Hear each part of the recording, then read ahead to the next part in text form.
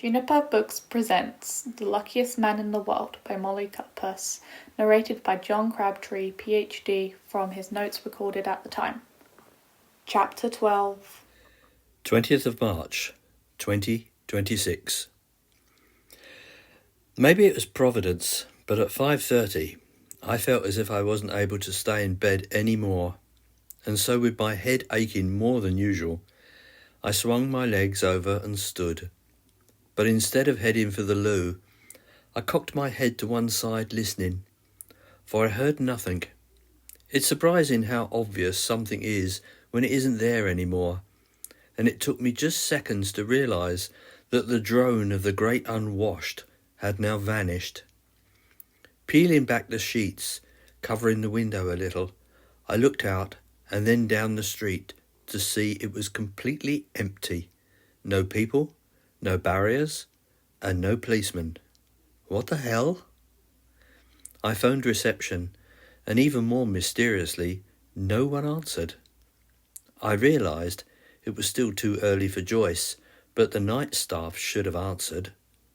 Just for a foolish second, I wondered if this was a dream, but then I heard in the distance the unmistakable and undulating wail of a siren, perhaps from a police car, and I knew it was not. As it was still too early to phone anybody, and I didn't want to risk taking the lift to see what was going on, I made breakfast and watched the news, which did contain a story about a child being found dead in a bicycle shed at an undisclosed London hospital.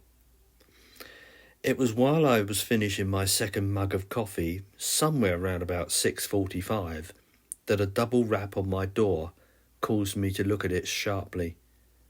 I opened it cautiously, expecting to see one of the night guards. However, the man who stood there was definitely not one of them. He was a broad-set black man, clean-shaven, and wore a sharp, dark suit, white shirt, and a black tie, over which he wore what looked to me like an expensive Burberry trench coat. I only recognised that because I had thought of purchasing one for the winter in the first week of winning the lottery. Mr. Crabtree? He had a deep American voice, as smooth as dark chocolate. Possibly. Yes. As he had already in his hand, he held up a small dark wallet that was already open, and I could not help but see his ID card and silver badge, which showed me he was from the Central Intelligence Agency, Military Intelligence. May I come in? You sure you got the right address? Oh, of course you have. Of course. Sorry about the mess. It's complicated. This way. Have you anything to do with what's happened out there this morning? I have arranged for the road to be cleared, yes. We will soon be expecting a visitor. Oh. What's this all about? Things will become clear.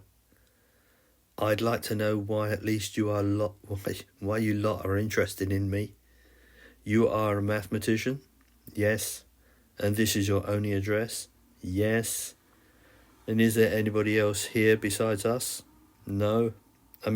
Yes. Just you and me.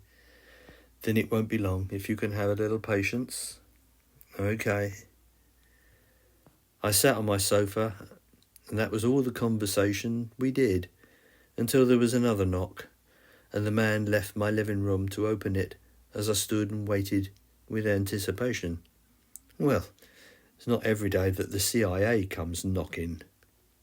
3 men and 1 woman entered, but I only recognised her, a glamorous figure, perhaps under 60 years of age, and impeccably attired in a dark trouser suit and hat. And now you are wondering who she was, but unless I'm willing to break the equivalent of America's Official Secrets Act, which I'm not going to do, I cannot say. All I will say is that she was American and one of the world's most famous sopranos. Moreover, there was almost no higher person of her distinction and ability in the entertainment business. I was so stunned that I completely forgot my manners, and so we stood still momentarily before she stepped forward, offering her hand with a wide and gleaming smile, and introduced herself using her forename as if I didn't have a clue who she was. In return, I shook it, mumbled mine, and she gently lowered herself majestically onto one of my armchairs. Seriously, it was one of the most surreal experiences that I had ever had. Including going back in time to 1878. For this woman, this entertainer, was already globally recognised as a legend. Mr. Crabtree, or may I call you John? Firstly, thank you for receiving me at this time of the morning. I hope I'm not disturbing your routine too much. I shook my head blankly, not being able to drag my eyes away from her face. At the moment, I need not bother you with details of how I know, but it has come to my awareness that you possess a particular ability, and it is about that I wish to talk about. Yes, I see. No doubt you are aware of what I mean. I glanced up to the three still standing silent men, all of whom seemed to be studying me intently, and I'm not lying when I mention that I felt uncomfortable under their laser-like gazes and their smooth suits, as I wondered if they were carrying concealed weapons. Probably. You had an incident with a child, I believe. The boy. Yes, I was told he died yesterday, but that wasn't my fault. What year did you take him from? And there it was, that single, direct question, which proved to me that whoever these people were, they probably knew everything, which, in an odd way, was a relief, and I took a deeper breath and relaxed my shoulders, sinking back onto the sofa. 1878. I could hardly believe I admitted it to strangers whom I had no reason whatsoever to trust, and moreover, I said it so smoothly and without any hesitation, but then I added, I suppose you heard it through Maximilian Nibley Dawson? How I know, John, is not important. All that concerns me is that the rumour is true. I see you are not in need of luxuries.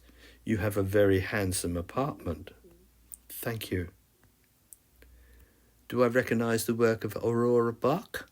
The placing of the grand next to the south-facing window gives her away. Isn't she remarkable?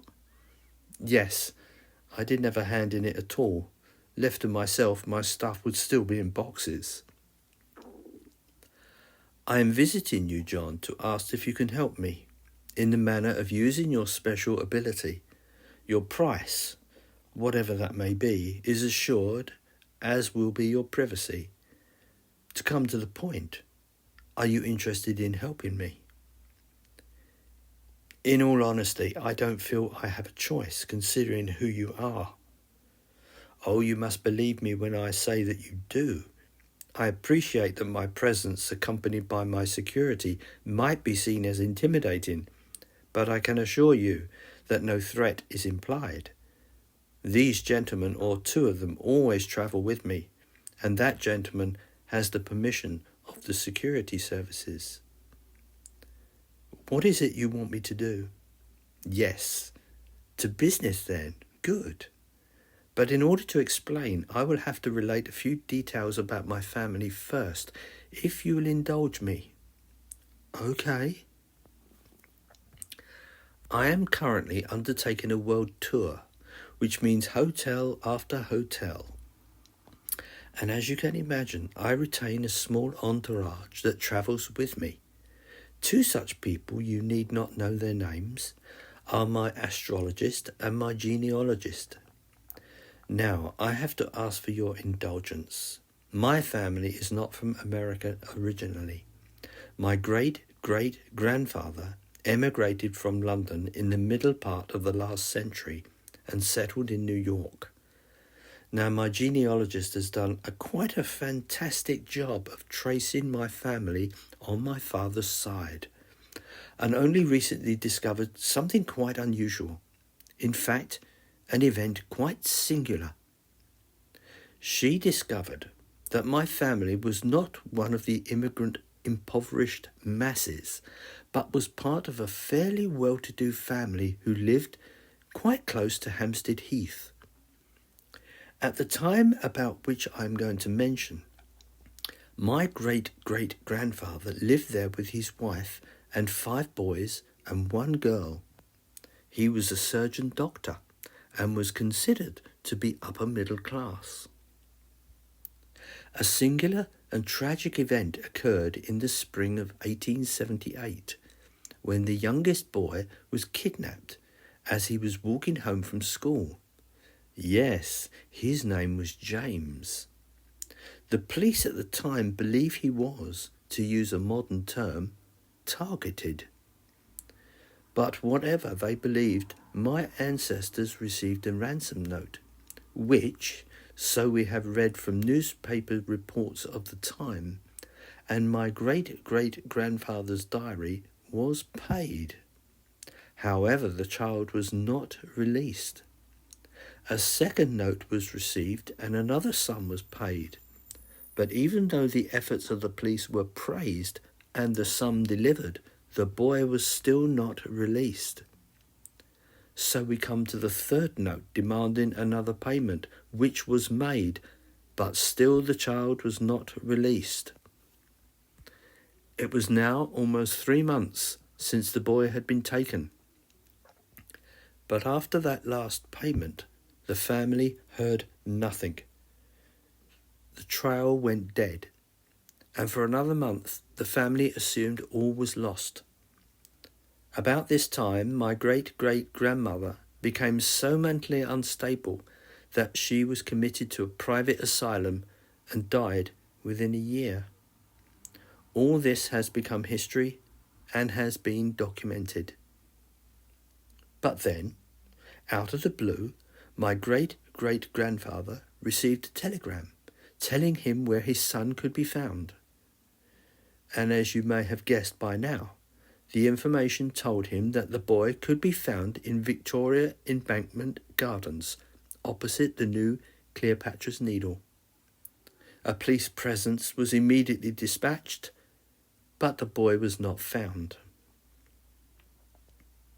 After the death of his wife, and feeling that England held nothing more for him, he and his remaining children emigrated to the New World.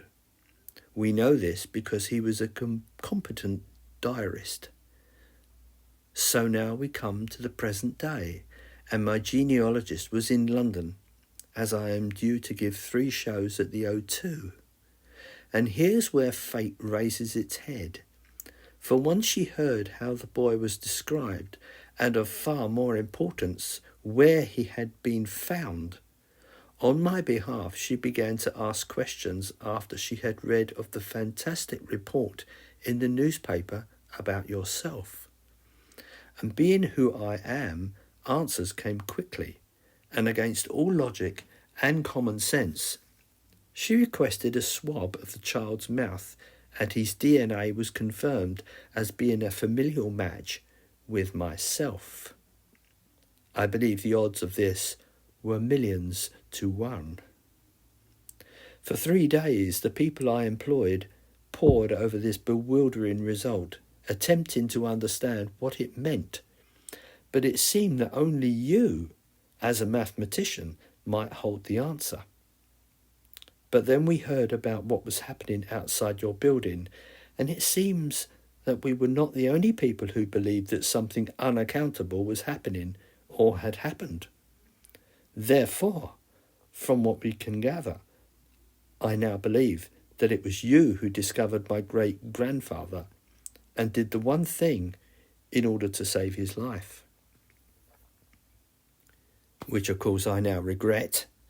I ought to have taken him somewhere where he could have been looked after in his own time, as I kept saying to my friend, I can't imagine how much he must have suffered and how frightened he had to be, and I'm so sorry for that. What was he like when you came across him? He was cold. It's so cold that he was beyond shivering, weak, pale, with arms and legs that were little more than the thickness of a stick. His belly was swollen like those starving children you see in Africa. Whoever took him obviously mistreated him. Perhaps they had never had any intention of returning him. They were never caught. As far as we know, no. But then, do you know who sent that telegram? We do not. In fact, his father's diary specifically mentions that he had no idea who sent that last communication. But he held on to the idea that perhaps it was sent by one of the kidnappers, who perhaps had more compassion than the rest. But we will never know. Therefore, Mr. Crabtree, we come full circle. Perhaps you can see the predicament. By rescuing my great-grandfather, that changed my great-great-grandfather's life. He took what was left of his family abroad. What I am here to ask you is, will you go back and leave the child where he was, so he could be found by the police in 1878? But surely won't that change your life? Won't having his child returned to him change his mind about emigrating? We considered that, and believe that is unlikely, because I descend not from the boy, James, but from another of his siblings, the second oldest, called George. And moreover, this has puzzled my family for a long time. James died in 1903, aged 46, of scarlet fever. Therefore, I hope I have succeeded in persuading you to go back and leave the child alone, if that makes any sense. I'm beginning to see it does, but the problem remains, how do I stop myself from interfering in what I've done already? Talk about a paradox. I have no answer. Perhaps arrive earlier and give him to somebody in authority? Perhaps. But that might leave myself open to charges of kidnapping. It may seem stupid to point out the obvious, but I don't want that. Okay, I'll think of something. What's happened to those demonstrators outside? They won't be back, Mr. Crabtree, said the original man from the CIA. From now on, you will be able to come and go without harassment. So will you do it? My gaze returned to my special guest, and I nodded as she continued to smile, and so I returned it. She was really rather charming, but she nodded and looked rather whimsically at me. How do you do it? I didn't have to be a genius to understand what she was asking. Therefore, I raised my right hand, palm down, and her eyes were drawn to the markings. Tattoos? Yes, that's what they appear to be, except they are not. Or at least they aren't any form of tattoo that I've seen. It looks as if they can't be removed, and I'm only supposing that they work in some way that's completely beyond our current knowledge of technology. I know how to use them, but I have no understanding how they work. I've copied them onto a friend's hand, but nothing happened to her when she imitated me. Frankly, I've given up trying to understand how they work. It could be magic for all I know. Mr. Crabtree, I understand you can take along passengers. Is that the correct word? It's happened. Yes, I can. Then may I suggest myself? Perhaps, considering the conditions, a decent thick blanket and a bottle of water for the lad as well, and no well-bred woman would be accused of such a crime. That's an idea, but as you say, a well-bred woman would not be out on the streets by herself. In the daytime? Maybe, or maybe not. Seriously, I have no idea. But would you be able to carry the boy? Her response, which made me realise that all that had taken place between us had already been decided, was to fish out from her small clutch handbag what looked to me like an old-fashioned police whistle. Didn't the police carry these? I'm sure a few blasts would summon one, especially around that part of London, relatively close to the Houses of Parliament. Probably. So you've thought all this through then? Pretty much, Mr. Crabtree. And what if we carry this off? And this is something I can't get my head around. What happens to my memories of taking the lad to a modern hospital? She only shook her head slowly at this question and made an expression of regret. But behind that was that steely determination. You want to go now, don't you? You are a mind reader as well, Mr. Crabtree. That would be agreeable. But you can't go looking like that. You'll get arrested. Without warning, she stood abruptly, and I imitated her. If I might be allowed to use your powder room? Yes, there's a door in the main lobby. Thank you. I'll find it. I was then left and had to endure complete silence in the company of 3 men. And to amuse myself, I played with my phone until it began to make those pinging noises again, and I saw that I had a smidgen of just over 58,000 unread emails. Once I saw that, I quickly closed the app in frustration. The CIA man took what sounded like a text on his own phone and then told me, "If you want, we can help you deal with that." As if he knew exactly what was happening to my phone, which he probably did, of course. No longer than 5 minutes passed before my special guest reappeared, and now she was wearing a black coat that touched her black boots, while the top of it hugged her neck. She didn't look like any Victorian woman of any photograph or drawing that I could remember, but having removed her makeup and taken up her hair, I could now see how she might pass for one. At a pinch. "Will I do?" "Yes, miss. Sorry, yes. I believe you would." I wore the same long coat as before, and as we walked past reception, I wondered where the staff were, because I had never seen the desk with nobody behind it. Nevertheless, after listening to the murmurings of the agents speaking to their collars, whomever was in charge of this operation, the moment we passed beyond the revolving door, a black BMW pulled up, and in a few moments myself, the lady, and her CIA minder had left the street, and we were heading westwards while another car followed us. We travelled in silence, and I gained the impression that I had become an obstacle that simply had to be overcome. Yes, my glamorous companion had been polite, but I'm certain only as a means to an end. All I did was stare at the passing traffic through the heavily tinted windows.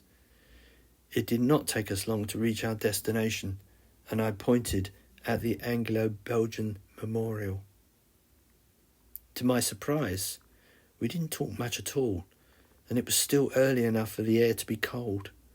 A typical March day. Leaving the parked car, I basically repeated what I had done previously, and only when I was about to touch the marks did I notice that my companion was trembling. "Are you okay?" Yes, I am.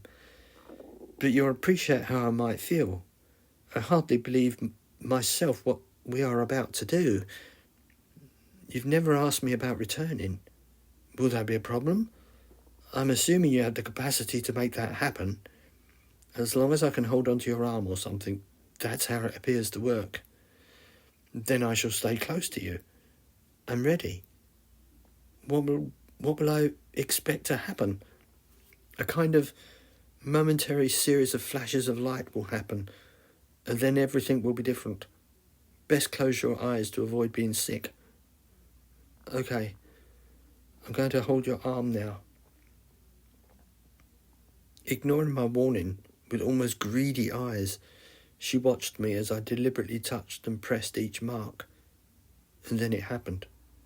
An intensely sharp transition, a feeling of being pushed sideways, the slightest feeling of reeling, and we found ourselves standing on grass, with my guest breathing deeply and quickly.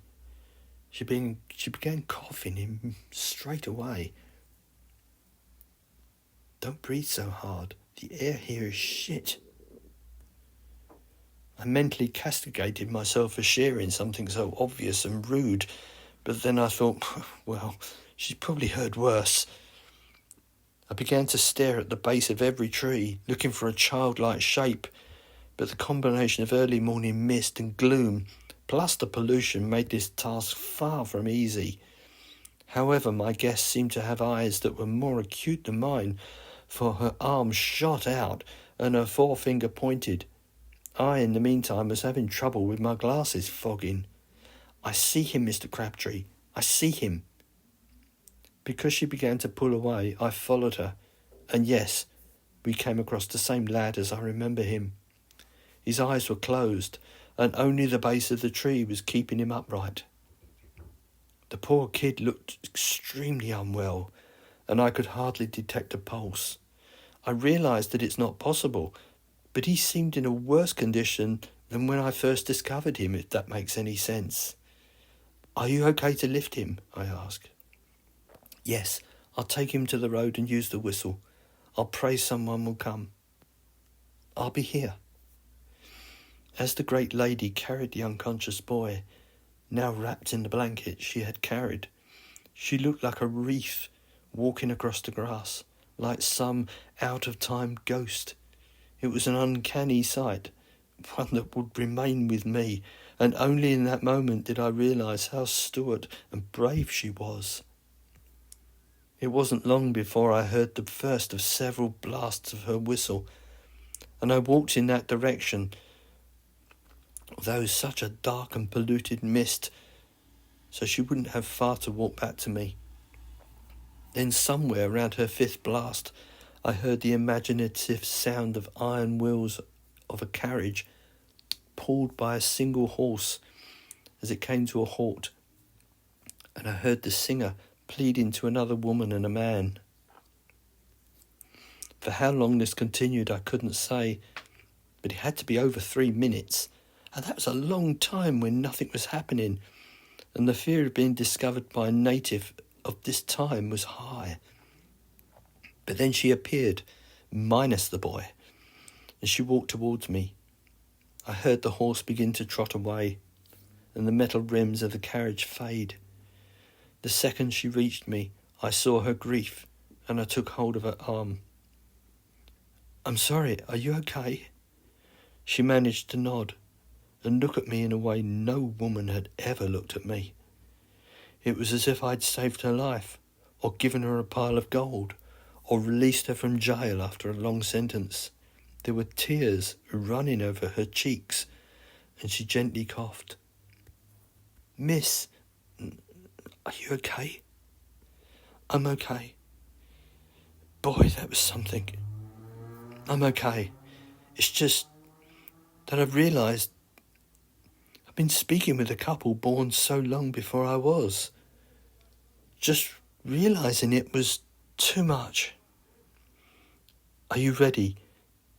Let's get back and you can tell me what happened."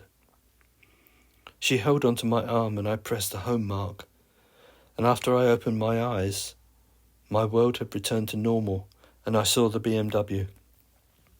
The CIA man was already striding towards us. "What happened to the boy?" I asked. "Let's get in the car and I'll tell you. Mr. Park, how long were we gone?" The man answered immediately as he opened the back door. 9 minutes, ma'am." Incredible. "Okay, Mr. Crabtree, the boy is safe. There was a man and a woman in the carriage going to work. I could not in a million years tell you how old they were. 20 or 60, I had no idea. I told them I just found him. They promised that they would take him to Bart's. Is that right?" I nodded. You didn't give them the bottle of water, did you? No, it happened too quickly. The whole thing just flashed by. I can't even remember their faces properly. But I saw the woman was wearing some sort of ridiculously complicated hat or headgear. I don't think either of them had teeth. Surreal. Just surreal. Thank you, Mr. Crabtree. Oh, I've got the feeling for it now. Look, my hands are shaking. My mind is filling with possibilities. The people, events and places. Oh, yeah. I could have liked to have stayed there longer and sightsee.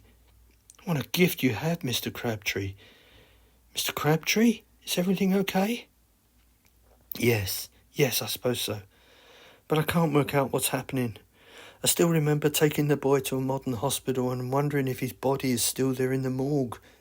If it is, then it's a kind of madness. I altered events so he should be there. My words faded to nothing, and my thoughts became confused, at least for the time it took for the car to return to my flat. Do you wish to come up? I asked. No, she decided. I have an agenda. But again, I want to thank you very much, Mr. Crabtree. What you've done is just marvellous, and you can be assured of a generous letter from me. But I have to say goodbye for now. Abandoning me on the pavement, the large black car swept away, leaving me with just one regret, which was that I had forgotten to ask for her autograph. Not that I was a collector, but considering who she was. Mysteriously, when I entered the foyer, Joyce was sitting at her desk and acted as if nothing strange had taken place at all. However, she did point to more yellow sacks. The number 14 was mentioned and said that the postman had tried knocking but were not able to gain entrance. I told her that I would deal with them as soon as I could and took the lift, only to find Jennifer waiting for me outside my door, chatting to a resident with whom I had previously had ugly words. But now this neighbour was all sunshine and smiles. Of course, I didn't have to look very far to understand why, because she was all of a flutter, having glimpsed my favourite and famous neighbour, my visitor. Excusing myself, I entered my flat with as much haste as I could, and while I told Jennifer how I had spent the early part of the morning re-saving the boy, accompanied by probably the world's most famous singer, as I brewed a strong pot of coffee, I have to say she was terribly impressed, and I knew that she was convinced that what I did was the right way to use this power. I thought something terrible had happened when I arrived and the mob was gone. Her on the door wouldn't say why, but she let me up thinking that you were in. How long had you been waiting? 30 minutes or so. I couldn't get through on your mobile either to leave a message. That's because no one can leave a message on it anymore. I was about to give up on you, but then that woman came along and told me what had happened. She said that during the night her husband had to go to the loo, and he heard noises coming from the street and saw the police quite heavy-handedly move them on and then take away the barriers. Fancy, she said, all that just for a singer. And not just an ordinary singer, but what's occupying me at the moment is whether or not the body of James is still in this year, laying in some morgue. If it is, then I think it will take more than mathematics to explain what's happened. You mean how it can exist in two places at the same time? That's the obvious bit, Jennifer. The not-so-obvious problem is how it can be in 1878 and 2026 concurrently. Perhaps it's not. Part of me hopes it's not.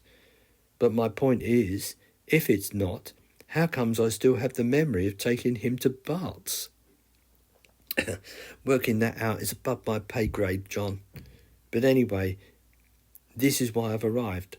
Morton's printed the retraction. She opened her app on her iPad and passed it across, where I scanned it intently. Good. That's something.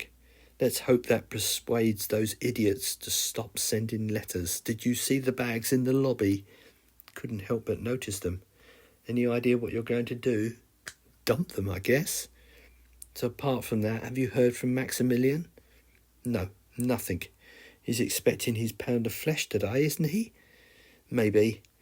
But I'm wondering if Morton's retraction will make a difference. Speaking of a buzzing and an annoying sound, help me take down the sheets properly, will you? No point in them covering my windows if the drones aren't there.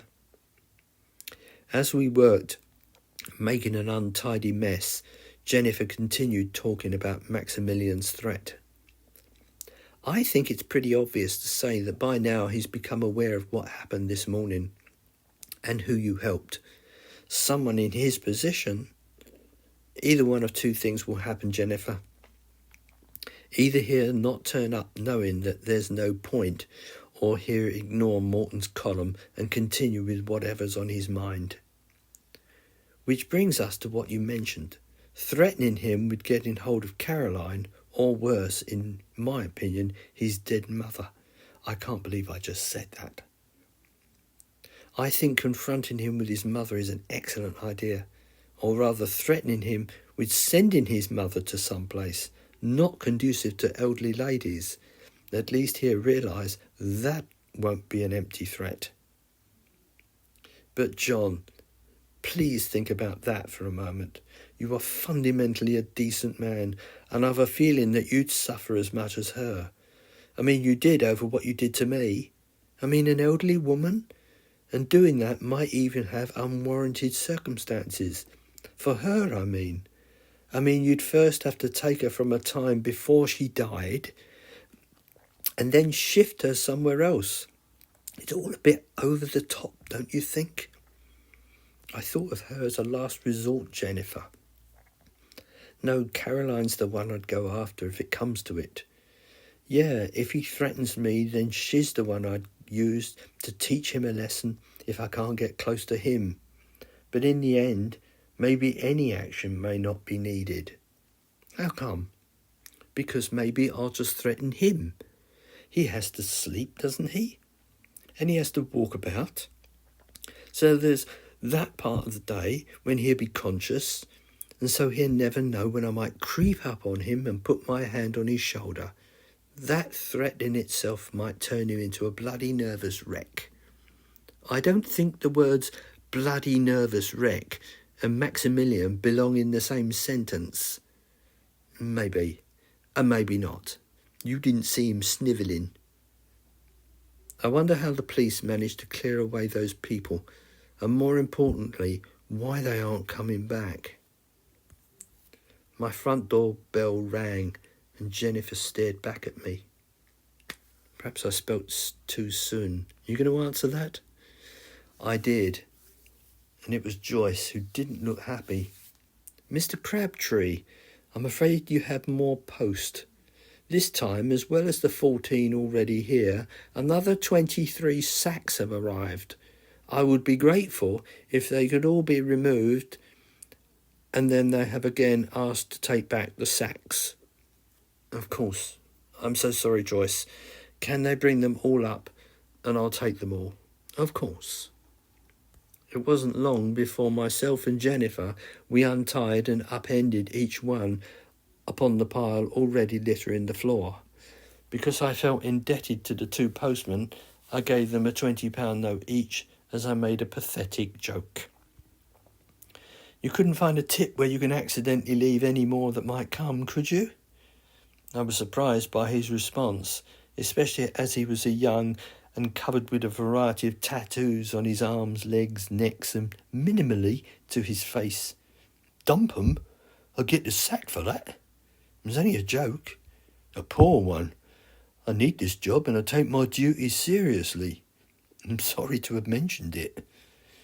After the last sack had been upended, turning my once posh lobby into what looked like an annex for the post office, the sacks were collected and the men left. He couldn't take a joke, could he? John, look at these stamps. America, India, the Far East, Brazil, and all over Europe. God, here's one from Australia. How did they get to know so fast? Do you know how long it takes for an email to be sent around the world? You know what I'm thinking? I'm thinking that my time here is done. How many letters do you think are here? I can't even begin to guess. Tens of thousands? I've got a bad feeling that this isn't going to stop with what they brought today. Which means this address is, I don't want to use the word infamous, but it will do. It's always going to be associated with that man who was said to have the ability to travel through time. Whatever I do, my privacy's blown. Jennifer, what are you looking at? She had lowered herself onto a chair in the lobby that was for guests and was furiously flipping across the screen of her iPad. The other main newspapers have picked up the story, although as far as I can see, nobody's actually come forward and said anything damning. Jennifer, what's the best way to clear my mobile? It's got so many messages and emails on it that for all intents and purposes, it's useless. Don't bother is my suggestion. Buy another one and get another number. And then be careful who you give it to. Can you afford a new one? Funny. Oh, here's something. Oh, someone's made a connection between the story and the person who twice won the lottery. That's bad. Right. I think I really have to leave here then. Book in somewhere, lay low, put this back on the market. Damn. A waste of money, and I was beginning to like it here. Can you go back to your parents' house? No. Can't see that being any safe either. No. Now as good a time as any, Jennifer. I'll start packing. Good thing I've only got one piece of luggage. I left Milverk Tower feeling more depressed than I had been when I had living at my parents' home.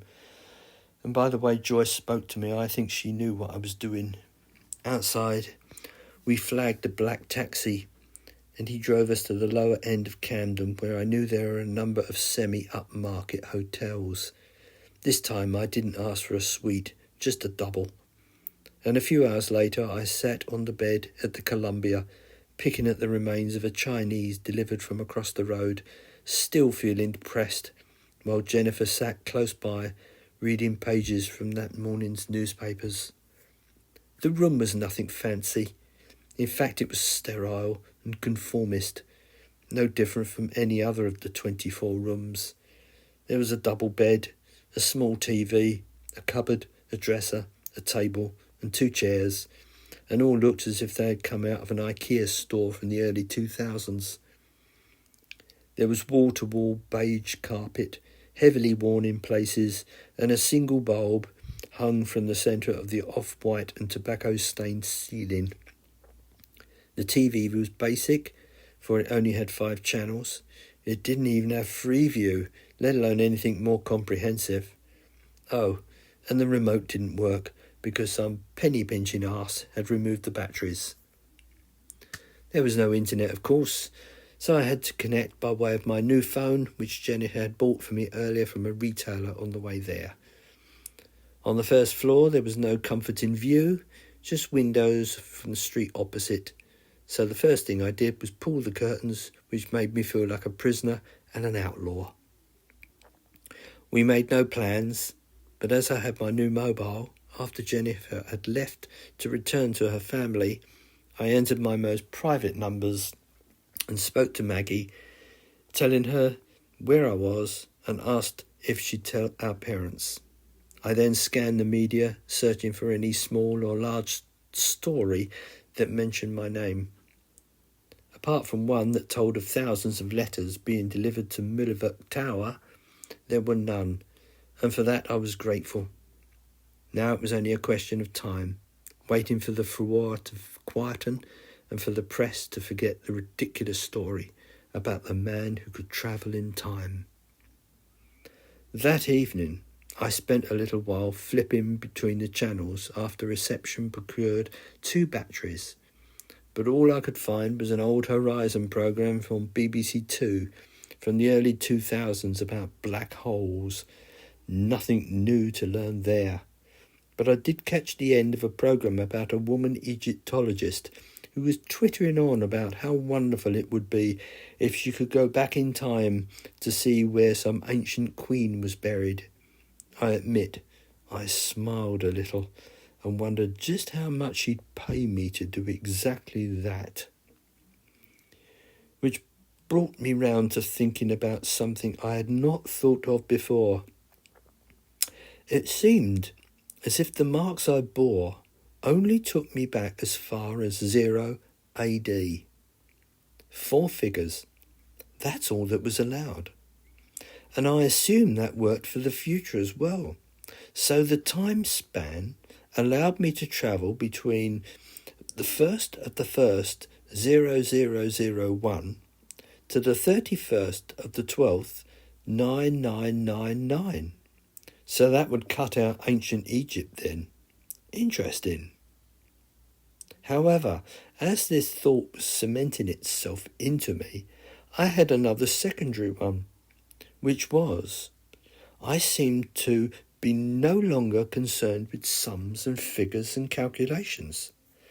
I remembered a time when I would walk into a room and knew its dimensions because since I had been a child I counted things all the time. It was as if my mathematical world, the world I was used to seeing and experiencing, was ceasing to exist. When did that happen?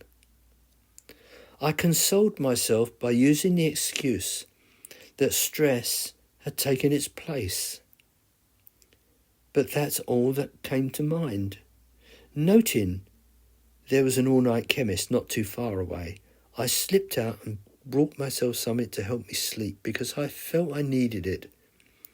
And moreover, the truth was, I was concerned about my immediate and long-term future.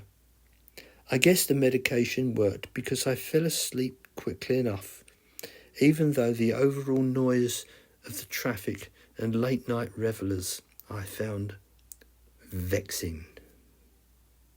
You have been listening to an audio production of The Luckiest Man in the World by Molly Cutpurse, narrated by John Crabtree PhD.